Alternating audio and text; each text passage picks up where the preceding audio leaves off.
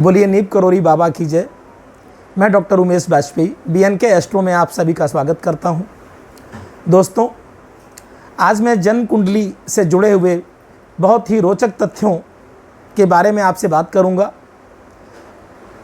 ज्योतिष की जो उत्पत्ति हमारे ऋषि मुनियों ने हमारे लिए की, उसका एक विशेष उद्देश्य था और ज्योतिष को पूरी तरीके से वैज्ञानिक और गणितीय संक्रियाओं के आधार पर यदि आज भी उसे कोई रिसर्च करता है, अनुसंधान करता है, तो पाएगा कि ज्योतिष पूरी तरीके से वैज्ञानिक है।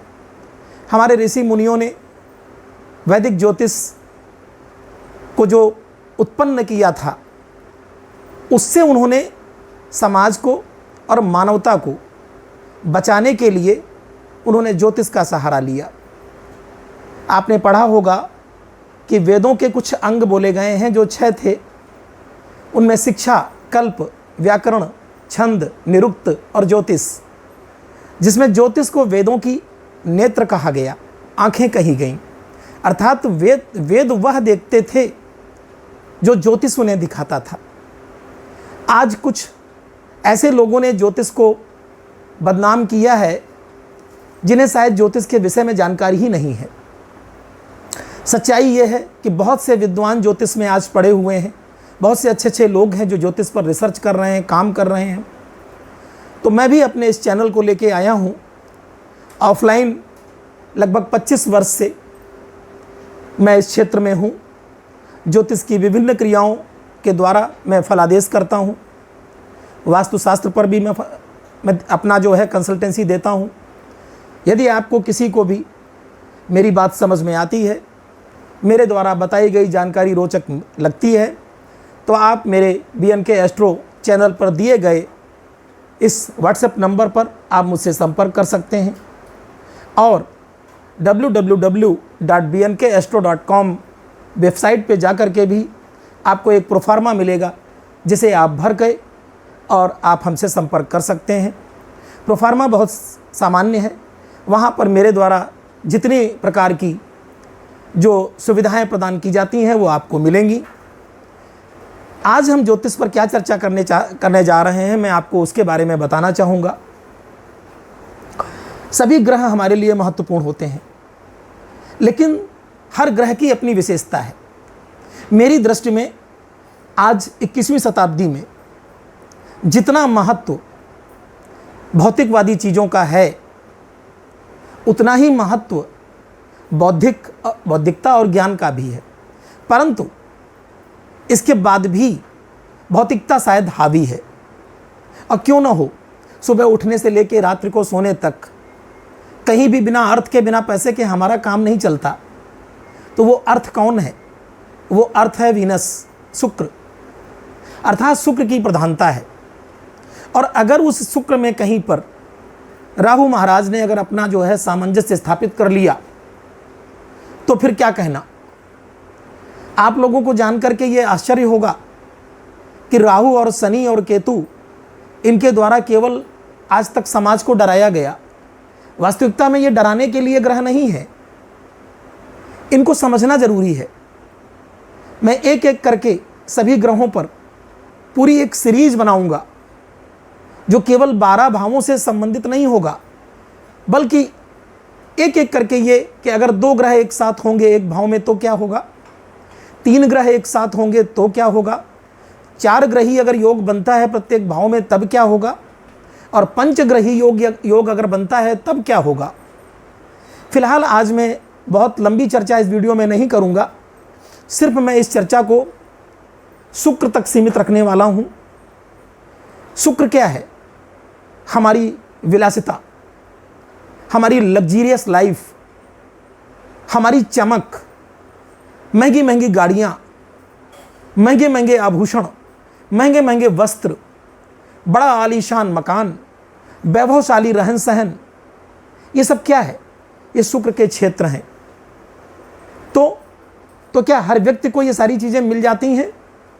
शायद नहीं। तो क्या उनके शुक्र खराब होंगे? बिल्कुल होंगे।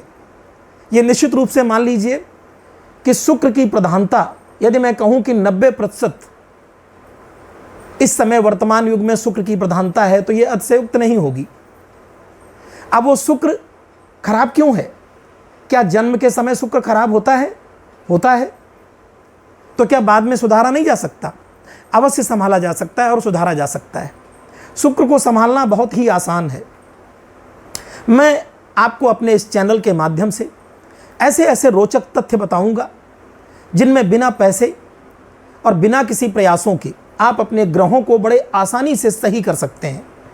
आपको सुन करके आश्चर्य लग रहा होगा, लेकिन वास्तविकता है ये।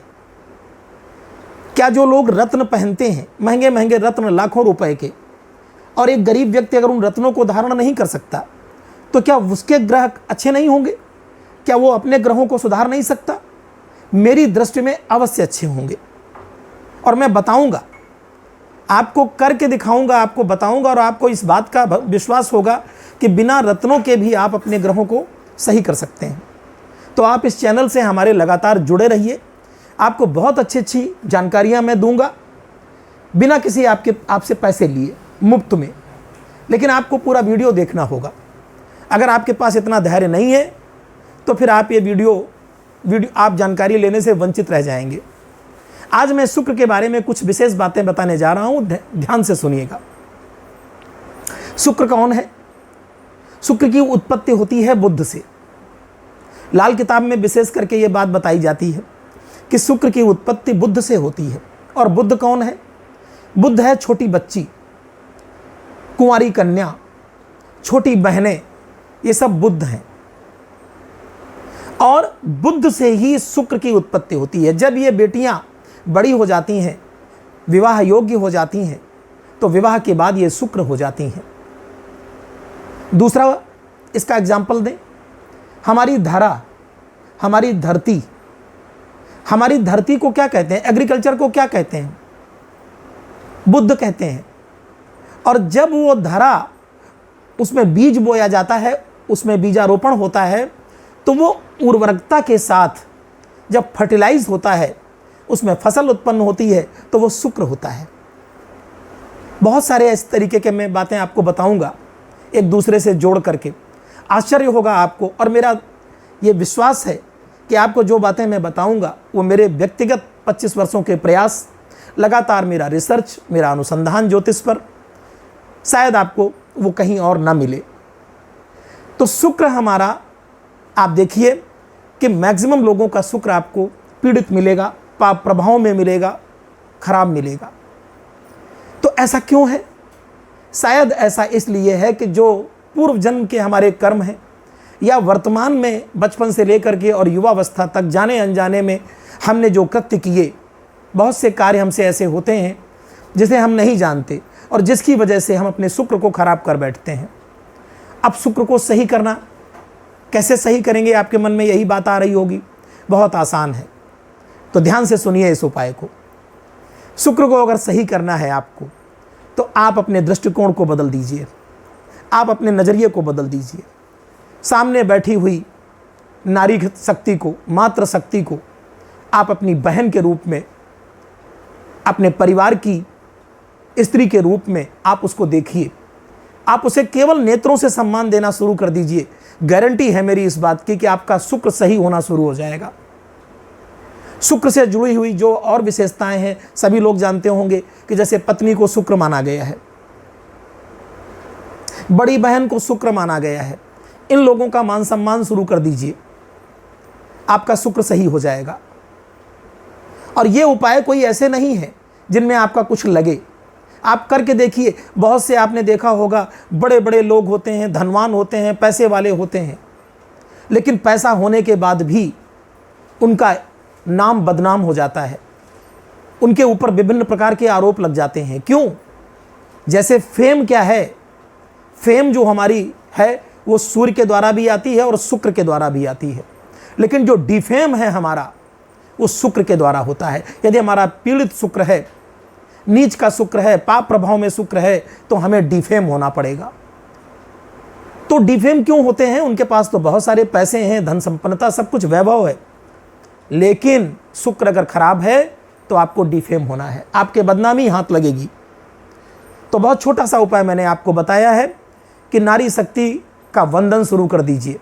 अपने नेत्रों में उसके प्रति पवित्र भावना आप ले आइए, आपका शुक्र अच्छा होना शुरू हो जाएगा। आपको यदि जानकारी अच्छी लगी हो तो आप मेरे इस चैनल को BNK एस्ट्रो को सब्सक्राइब करें, शेयर करें और लाइक करें।